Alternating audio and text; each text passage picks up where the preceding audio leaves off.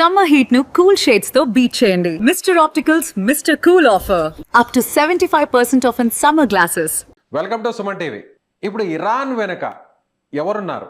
అమెరికాని ఈ స్థాయిలో ఎదురుదాడి చేయడానికి ఇరాన్కు ఉన్నటువంటి బలం ఏంటి? అమెరికాలో ఉన్నటువంటి సుప్రీం ఫైటర్ జెట్స్ని, అమెరికా విమానాలని వరుసగా కూల్చేయడం చూస్తుంటే దీని వెనుక రష్యాకు సంబంధించినటువంటి S-400 అలాగే లేటెస్ట్ వర్షన్ S-500 కూడా ఉందా? చైనా సపోర్ట్ కూడా ఉందా? నిజంగా ఈ రెండు దేశాలు ఏ విధంగా ఇరాన్కి సపోర్ట్ ఇస్తున్నాయి తెలుసుకునేటువంటి ప్రయత్నం చేద్దాం. మనతో పాటు ఉన్నారు ఎకనమిస్ట్, ఆర్థిక నిపుణులు, విశ్లేషకులు అయినటువంటి జీవీఆర్ శాస్త్రి గారు. శాస్త్రి గారు నమస్తే. నమస్తే.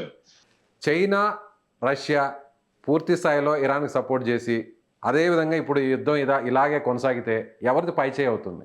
మీకు ముందు తెలియవలసింది ఏంటంటే ఇజ్రాయెల్, అమెరికా ఒకటి కాదు.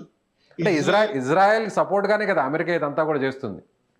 అమెరికా యొక్క విధి విధానం ఏంటంటే ఎట్టి పరిస్థితుల్లోనూ ఇరాన్ దగ్గర యురేనియం ఉండకూడదు, న్యూక్లియర్ బాంబ్స్ చేయడానికి సిద్ధంగా ఉండకూడదు అనే ఒక విధానంతో ఇజ్రాయెల్ అడ్డం పెట్టుకుని వచ్చింది. దాని పావుగా వాడుకుంటుంది ఇజ్రాయెల్. వాళ్ళు ఇంత పెద్ద వ్యవస్థ ఉంటుంది, ఇంత పెద్ద వ్యవహారం జరుగుతోంది అని చెప్పి ట్రాప్ అని చెప్పి వాళ్ళకి తెలియలేకపోయింది. ఆ ట్రాప్ లో వాళ్ళు దిగిపోయారు. సో ఇప్పుడు అమెరికాని వెనక్కి ఆ ఎట్టి పరిస్థితుల్లోనూ రష్యా, చైనా వెళ్ళనివ్వవు. ఎలా అంటారు? అది సామాన్యులు కూడా అర్థమయ్యేటట్టు చెప్పండి. ఎలా వెనక్కి వెళ్ళనివ్వరు అంటారు? ఎలా చెప్పాలంటే రష్యా ఎందుకంటే ఇరాన్ అంత స్థాయిలో ప్రతిఘటిస్తోందంటే ఇరాన్ ప్రతిఘటించట్లేదు. ఏ రకంగా అయితే యుక్రెయిన్ రష్యాని ఎదుర్కొందో అదే రకంగా ఇరాన్ అమెరికాని ఎదుర్కొంటోంది. యుక్రెయిన్ ఎదుర్కొంటుందంటే అమెరికా వెనకాల సపోర్ట్ చేసి, యూరోప్ సపోర్ట్ చేస్తే యుక్రెయిన్ ఎదుర్కొంది. సిమిలర్ గా రష్యా, చైనాలు రెండు, ఎందుకంటే రష్యా, చైనాలకి ల్యాండ్ రూట్ ఉంది. ఎవరికి? ఇరాన్తో. సో అంచేత ల్యాండ్ రూట్ లేకపోయినా కూడా వాళ్ళు సబ్మెరైన్స్ లో పెట్టి కూడా వాళ్ళు తీసుకొచ్చి సామాన్లు ఇచ్చేయచ్చు, వాళ్ళు ఏదైనా చేయొచ్చు. So now it is completely China and Russia. Russia is arm supply, China is intelligence supply. కానీ అమెరికా ఈ విషయాన్ని ఎందుకు బట్టబయలు చేయలేకపోతుంది? దీని వెనక చైనా, రష్యా ఉన్నాయా? వాళ్ళ వెపన్స్ ఇస్తున్నారు అనేటువంటి అలాగే వాళ్ళు 200 మంది చచ్చిపోయారు, డెడ్ బాడీలు ప్యాక్ చేసి తీసుకెళ్లారు. వాళ్ళు చెప్పుకోలేకపోయారు. మేము నెగ్గాము, మేము మా సైనికుడిని మేము తెచ్చుకుందాం అనుకున్నారు. కానీ మనం చూస్తున్నాం కదా, ఆ పిక్చర్స్ అన్ని చూస్తున్నాం. C-30, 130 మేమే పేల్ చేసుకున్నాం మా విమానాలు. 50,000 కోట్ల రూపాయల సంపదని మేమంతా మేమే పేల్చుకున్నాడంటే ఎవడు నమ్ముతాడు? ఎవరి చెవులో పువ్వు పెడుతున్నాడు? కడకటి ఏంటంటే మీకు అర్థం చేసుకోండి. ఎందుకంటే చాలా సెన్సిటివ్ జోన్ లోకి వెళ్ళిపోయాం. ఇది వారు కాదు. నేను మొదటి నుంచి చెప్తూ వచ్చాను. ఇది మీకు బంగారం $10,000 వెళ్ళిపోతుంది. ఎందుకంటే ఇంకా ఆప్షన్ లేని పరిస్థితికి వెళ్ళిపోతున్నాం మనం. ఎందుకంటే స్ట్రైట్ ఆఫ్ హార్మూజే కాదు, వాళ్ళు రెడ్ సీ ఆపేస్తారు. ఇప్పుడు వాళ్ళు రెడ్ సీ కొడతారు. ఇప్పుడు అది హౌతీస్ వాళ్ళు చాలా పవర్ఫుల్. అంటే ఇప్పుడు హైతీస్ కూడా ఈ వెపన్స్ అన్ని కూడా వాళ్ళు రెడ్ సీని ఆపారనుకోండి, సౌదీ అరేబియా మధ్యలో చిక్కుకుపోతుంది. సౌదీ అరేబియా చిక్కుకుపోయిందంటే ఇరాన్ ఆక్యుపై చేస్తుంది. సో ఇది ఏంటంటే ఇది ఒక రకమైన కాంప్రహెన్సివ్ డెవలప్మెంట్. ఇంకా డిస్కషన్స్ జరిగి ఏదైనా అవుతుంది అంటే ఇట్ ఈస్ ఓన్లీ ఆయన చెప్పుకుంటున్నాడు, మేము మాట్లాడుతున్నాం. ఎవరితో మాట్లాడుతున్నాడో చెప్పడం, ఎవరు మాట్లాడుతున్నారో చెప్పరు. పాకిస్తాన్ మేము మీడియేట్ చేస్తున్నాం అంటారు. వాళ్ళు ఎవరితో మీడియేట్ చేస్తున్నారో వాళ్ళకి తెలియదు. సో ఎవరెవరితో మీడియేట్ చేస్తున్నారో చెప్పరు, ఎప్పుడు ఎందుకు మాట్లాడుతున్నారో చెప్పరు, ఎవరితో మాట్లాడారో చెప్పరు. IRGC నుంచి అసలు జాతిని ఉద్దేశించి ప్రసంగించవలసింది ఎవరు? ఇరాన్ అధ్యక్షుడు. ఆయన అసలు పరిగణలోకి తీసుకోవట్లేదు. మీకు మా దండం పెడతాను, మాకు ఏదో రకంగా మాకు దారి చూపించండి, మా మీద ఈ అటాక్లు ఆపండి అని చెప్పి ఆయన దండం పెట్టవలసింది పోయి ఈయన వచ్చి నేను మిమ్మల్ని కొడుతూ ఉంటాను, మిమ్మల్ని చంపేస్తాను, మిమ్మల్ని అన్నాడు. కానీ దానికి అంటే లాజిక్ ఎక్కడ కరెక్ట్ గా లాజిక్ సెట్ అవ్వట్లేదు. ఆ లాజిక్ సెట్ ఏంటంటే మీరు ఒక అద్భుతం చేయండి. ఎందుకంటే ఏ ఆప్షన్ చూసుకున్నా కూడా అమెరికాకి లాస్. ఏ ఆప్షన్ లో వర్కౌట్ అయినా కూడా అమెరికాకి లాస్. ఇజ్రాయెల్ రిటాలియేట్ చేయాలి. Israel survival. ఇజ్రాయెల్ ఆప్షన్ లేదు, ఆప్షన్ లేకుండా చేసుకుంది. ఎందుకంటే ఇంకా ఇజ్రాయెల్ కంపల్సరీగా ఫైట్ చేయాలి. ఎంతకాలం అంటే చివరి దాకా ఫైట్ చేసుకోవాల్సింది. వాళ్ళు అలాంటి ఆప్షన్ ఎంచుకున్నారు వాళ్ళు. సో వీళ్ళ మీరేంటి ఆప్షన్ గెంటారు. వాళ్ళు ఊహించలేదు ఏంటంటే వీళ్ళకి ఇంత స్ట్రాంగ్ గా China, Russia, left, right, centre లో ఇంకొకటి ఉన్నాడు. ఎవరు? North Korea. ఓకే. సెంట్రల్ లో ఇంకోటి ఉన్నాడు. నార్త్ కొరియా కూడా ఈ స్ట్రాంగ్లీ సపోర్టింగ్ 500 హవాక్ మిసైల్స్ పంపించాడు, 18 ఐసీబీఎం పంపించాడు. అఫీషియల్ గానే. అఫీషియల్ గా వాళ్ళు ట్రాన్స్మిట్ అయిపోయినాయి.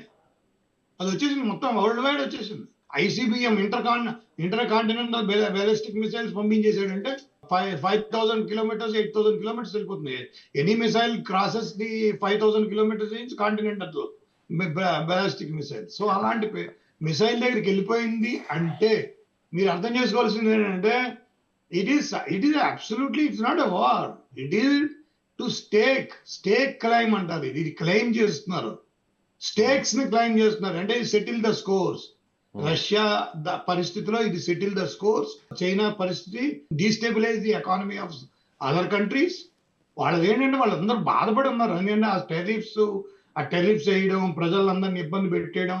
అందుకంటే ఏంటి, ఏ కంట్రీ కూడా ట్రంప్ తో నిలబడలేకపోతుంది సార్. అలాగే సార్ శాస్త్రి గారు, ఇప్పుడు అలాగే ఈ మొత్తం ఎంటైర్ ఎపిసోడ్లో ఓకే మీరు చెప్పింది ఆల్ ఆర్ కరెక్ట్. మన ఇండియాకి దీనివల్ల నష్టమా, భవిష్యత్తులో ప్రయోజనం కూడా ఉందా? అమెరికా డౌన్ఫాల్ అవ్వాలనేటువంటి విషయాన్ని మనం ఇండియన్స్ అందరం కూడా కోరుకుంటున్నాం. ఆపరేషన్ సింధూర్ టైంలో అమెరికా బుద్ధి ఏంటో కూడా మనకు తెలిసి వచ్చింది. సో ఇప్పుడు అమెరికా బలహీనపడితే, రష్యా చైనా బలపడుతుంటే మన భారత్ పరిస్థితి భవిష్యత్తులో ఎలా ఉండబోతుంది?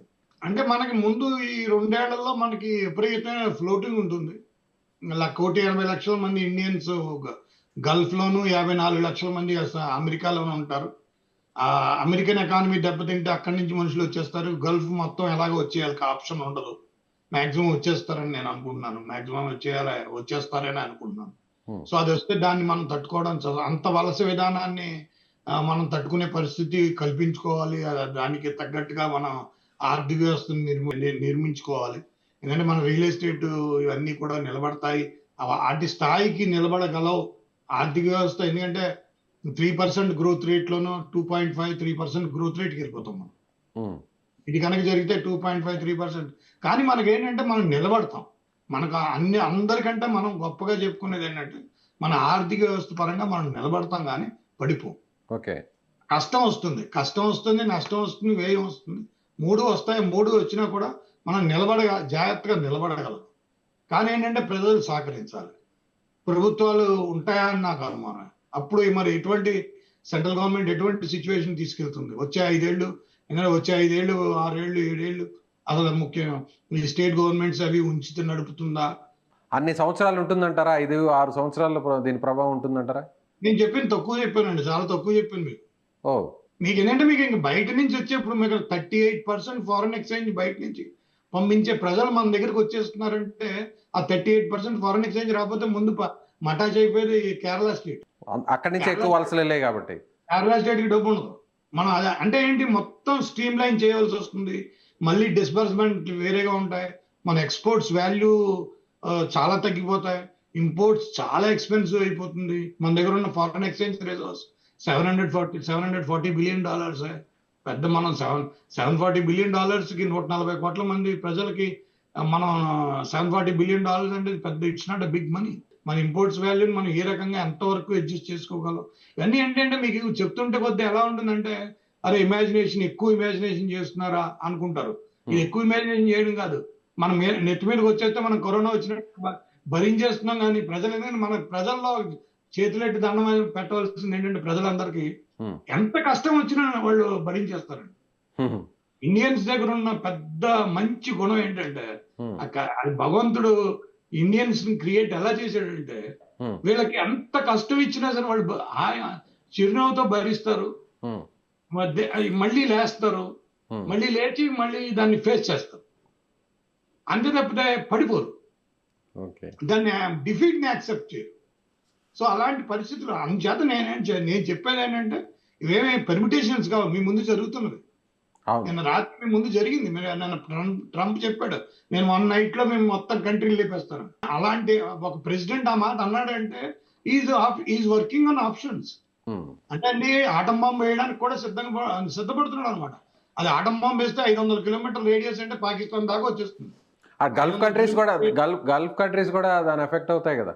మొత్తం అందరూ ఎఫెక్ట్ అవుతారు. జెన్యూన్స్ మొత్తం అసలు హ్యూమన్ బీయింగ్స్ చాలా వర్స్ట్ సీన్కి వెళ్ళిపోతుంది. అంటే ఏంటి, అంత హెల్ప్లెస్ సిచ్యువేషన్. ఒక వ్యక్తి అటువంటి క్రోధానికి వెళ్ళవలసిన అవసరం ఏంటి? ఈ కంట్రీస్ ఎక్కడ ఎంతవరకు మనం దాన్ని ఇచ్చేయాలనేది చాలా ఇంపార్టెంట్. మూడో ప్రపంచ యుద్ధం జరిగే అవకాశం ఉందంటారు మీరు. ఇప్పుడు న్యూక్లియర్ బాంబు వేసే స్టేజ్ కూడా అమెరికా వెళ్తుంది అంటున్నారు కాబట్టి. అంటే అమెరికా వాంట్స్ అవర్ సపోర్ట్. ఎందుకంటే చైనా రష్యా ఒకటి అవుతాయని వాళ్ళకి తెలుసు, ముందు నుంచి తెలుసు. ఇట్స్ కోల్డ్ వార్ లో ఇప్పుడు మీకు ఏంటి, ఇప్పుడు 45,000 మంది సైన్యం, 50,000 మంది సైన్యం వాళ్ళు జపనీస్ లోను సౌత్ కొరియాలోను పెట్టుకున్నారు. అమెరికా వాళ్ళు ఇప్పుడు నార్త్ కొరియా, జపాన్ సైన్యం లేదు, జపాన్ సైన్యం అంతా అమెరికా సైన్యమే. నార్త్ కొరియా ఒక్క మిసైల్ కొట్టినా మొత్తం జపనీస్ అమెరికన్స్ అందరూ రియాక్ట్ అవ్వాల్సి వస్తుంది. అంటే అమెరికా ఏంటంటే ఇప్పుడు ఎగ్జాస్ట్ అయిపోయింది. ఎందుకంటే మీరు అర్థం చేసుకోవాల్సిందంటే లాజిస్టిక్స్ గా అమెరికా దగ్గర ఆ పవర్ లేదు. వీళ్ళు ఏంటంటే వాళ్ళు 30-40 కోట్ల రూపాయలు మిసైల్ కొడుతుంటే వీళ్ళు 5 లక్షలు 10 లక్షలు డ్రోన్ తో కొడుతున్నారు. ఇప్పుడు డ్రోన్ ఏంటి, ఆ వేవ్ లెంగ్త్ కూడా ఎంతలో చాలా కింద నుంచి వెళ్తాం మూలాన్ని రాడార్స్ కూడా అందకుండా వెళ్ళిపోతుంది. అది దానికి డిఫెన్స్ కి రావట్లేదు. సో ఇలాంటివన్నీ జరిగిపోయి ఇలాంటి పరిణామం అంటే డైనమిక్స్ మారిపోయాయి. ఆర్థిక వ్యవస్థ యొక్క డైనమిక్స్ మారిపోయినాయి, డిఫెన్స్ యొక్క వ్యవస్థ యొక్క డైనమిక్స్ మారిపోయినాయి. ప్రజలు అంటే మన దాకా వచ్చేసింది, మన దగ్గర రాకూడదు, మన కాళ్ళ కిందకి వచ్చేసింది, ఆల్రెడీ వచ్చేసింది, గ్యాస్ రూపంలో వచ్చేసింది. అదేంటంటే సప్లై చైన్ మేనేజ్మెంట్ మీద వచ్చి ఇప్పుడు ఎందుకంటే మనం ఈ 70 ఏళ్లలో మనం 70 ఏళ్ళు బతికింది ఎలా బతికామంటే సప్లై చైన్ మేనేజ్మెంట్ ఆన్సర్ మీద బతికాం, సొల్యూషన్ మీద కాదు.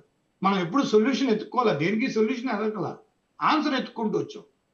అంటే మన ప్రజల్లో అంటే మన దేశ నాయకుల్లో సొల్యూషన్ కనుక్కునేంత సామర్థ్యం, శక్తి ఉన్న నాయకులు ఎవరు రాలా. సొల్యూషన్ కనుక్కుని సొల్యూషన్ కోసం ఆలోచించగలిగే శక్తి ఉన్న నాయకులు ఎవరు రాలా. ఇప్పుడు మొదలుపెట్టాం. ఎప్పుడు ఈ మోడీ గవర్నమెంట్ వచ్చిన తర్వాత ఎక్స్ప్రెస్ హైవేలని, ఈ ట్రైన్స్ అని, ఎలక్ట్రిఫికేషన్ అని, ఈ ఐటీ ఇండస్ట్రీ అని, లేకపోతే ఫార్మా ఇండస్ట్రీ అని, రీసెంట్ గా కూడా న్యూక్లియర్ పవర్ కూడా సెకండ్ స్టేజ్ క్రాస్ చేసి మన్మోహన్ గవర్నమెంట్ వచ్చిన తర్వాత మన్మోహన్ రూపీ వాల్యూ కన్వర్ట్ చేయడం, పివి నరసింహరావు గారికి ఆర్థిక వ్యవస్థ మీద ఒక రకమైన భావన వచ్చి మన్మోహన్ సింగ్ ని ఆ రూపం మార్చమండం, తర్వాత మన అదృష్టం బాగుండి ఆయనే ప్రైమ్ మినిస్టర్ అవడం, ఆయన కంటిన్యూ చేయడం, ఎకనామికల్ ఫారెన్ ఇన్వెస్ట్మెంట్స్ మనం తీసుకోవడం, ఫార్మా, ఐటీ, ఆటోమొబైల్, ఈ 3 ఇండస్ట్రీస్ ని మనం నిలబెట్టగలిగాం. అంటే ఏంటి, ఒక స్టేక్ హోల్డర్స్ థియరీని ఏర్పాటు చేసాం. కానీ మనం అంటూ ఇప్పుడు అగ్రికల్చరల్ ఎకానమీలో నష్టం వస్తే దేశానికి, లాభం వస్తే వ్యవసాయదారుడికి అనే సూత్రం మీద ఆధారపడిన అగ్రికల్చరల్ పాలసీలో 32 లక్షల మంది వ్యవసాయదారులు ఆత్మహత్య చేసుకున్నారంటే అంటే మనం సూత్రం కట్టామా లేకపోతే సూత్రం కట్టామా అని అనుకుంటూ నోట్లో మింగేసామో తెలియదు. అంటే వ్యవసాయదారులు ఇంక్లూడ్ చేసాం. సో ఇన్ని చోట్ల ఇలాంటివి అంటే మన ఆర్థిక వ్యవస్థకి వెన్నుముక అంటూ ఉందంటే అది ఈ రోజు నిలబడుతోంది అంటే అది పూర్తిగా వ్యవసాయదారుడు, కార్మికుడు, కర్షకుడు, వ్యవసాయదారుడు. వాళ్ళు ఎంత కష్టం వస్తున్నా కూడా వాళ్ళు ఏం చేస్తున్నారంటే భరిస్తున్నారు. Right sir, right. అదే కథమా దేశాల్లో మీరు చూడండి, పాకిస్తాన్ లో వాళ్ళు అందరూ భరించలేరు, వాళ్ళు అలా అవట్లేదు, చేతులెత్తేస్తారు మొత్తం గవర్నమెంట్, వాళ్ళు చేతులెత్తేస్తున్నారు, వాళ్ళు ప్రజల మీద వేస్తున్నారు. కానీ అలా కాదు. ఇక్కడ ఏంటంటే మీరు ప్రజలు ఈవెన్ మన ఇంటి గృహిణులు కూడా వాళ్ళు ఏం చేస్తారంటే డబ్బుని అంతా ఖర్చు పెట్టరు. ఏంటంటే సేవింగ్ అంటే వాళ్ళ దగ్గర కూడా కొంత సేవ్ అవుతుంది. ఆల్రెడీ ప్రజల్లో కూడా స్టార్ట్ అయింది సార్, ఇప్పటి నుంచే స్టార్ట్ అయింది. ఆల్టర్నేట్ ఏంటి అనేది ఇప్పుడు గ్యాస్ కాస్త ఇబ్బంది పడుతున్నా కూడా ఆల్టర్నేటివ్స్ మనం ఎత్తుక్కుంటున్నారు, గృహిణులు కూడా ఎత్తుక్కుంటున్నారు. నేను ఒకటే చెప్తాను, ఒకటే ఆల్టర్నేటివ్ అండి. మన భారతదేశంలో ప్రజలందరికీ తెలియజేయాల్సింది ఏంటంటే సోలార్ ని యాక్సెప్ట్ చేయండి. Solar energy is the best energy. Southern states లో మన ఈ వి షేప్ లో ఉన్న స్టేట్స్ అన్ని కూడా మనం సోలార్ ఎనర్జీని చేయొచ్చు. సముద్ర తీరం దగ్గర చాలా పెద్ద ఎత్తున సోలార్ ఎనర్జీకి మనం ప్రొడక్షన్ చేయొచ్చు. ఇలాంటివన్నీ కొన్ని ఎనర్జెటిక్ గా కొన్ని మన అంటే ఎనర్జీ మీద మనం ఆధారపడడం ఉంది చూసారా, 85%, 90%. అది తగ్గించుకోవాలి. అది ఎనర్జీ కాస్ట్ ని తగ్గించాలి. ఎందుకంటే ఇప్పుడు మన కూల్ రావడం తగ్గిపోతుంది. కూల్ రావడం తగ్గిందంటే థర్మల్ పవర్ డౌన్ అయిపోతుంది. థర్మల్ పవర్ డౌన్ అయిపోయిందంటే మ్యానుఫ్యాక్చరింగ్ ఇండస్ట్రీస్ కి, వ్యవసాయానికి ఇవ్వాల్సిన ఎలక్ట్రిసిటీ డౌన్ అయిపోతుంది.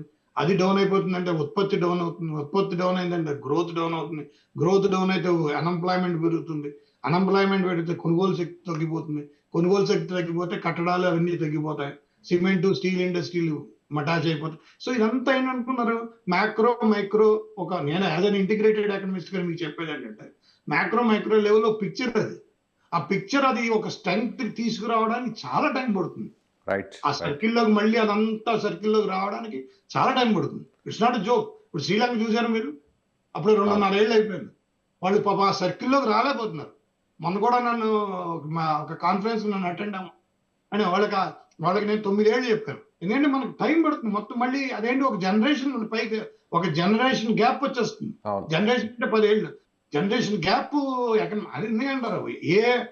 ఏ శాస్త్రం పడిపోయినా పైకి లేపచ్చు, కానీ అర్థశాస్త్రం పడిపోతే ఎవ్వరు లేపలేరు, భగవంతుడు కూడా లేపలేరు. రైట్. ఇది జీవీఆర్ శాస్త్రి గారు చెప్తున్నట్టుగా ఖచ్చితంగా దీని వెనక రష్యా అలాగే చైనా సపోర్ట్ ఉంది. సో అమెరికాని ఇప్పుడే సరైనటువంటి టైం, ఏ విధంగా రష్యాని ఉక్రెయిన్ వార్లో అమెరికా ఇబ్బంది పెట్టిందో, ఉక్రెయిన్ వెనక నిలబడి ఇబ్బంది పెట్టిందో, ఇప్పుడు సరిగ్గా రష్యా కూడా ఇరాన్ని అడ్డు పెట్టుకొని అమెరికాను కూడా అదే విధంగా ఉక్కిరి విక్కిరి చేసేటువంటి ప్రయత్నం చేస్తున్నందుకు వాటికి సంబంధించినటువంటి ఆయుధ సంపత్తిని, టెక్నాలజీని అటు రష్యా చైనా రెండు కూడా ఇరాన్కి సంపూర్ణంగా అందిస్తున్నాయని చాలా స్పష్టంగా అర్థమవుతుందని ఆయన అంటున్నారు. మీరేమనుకుంటున్నారు? సో జీవీఆర్ శాస్త్రి గారు చెప్తున్నటువంటి విశ్లేషణపై మీ అభిప్రాయం ఏంటో కామెంట్ చేయండి. Thank you.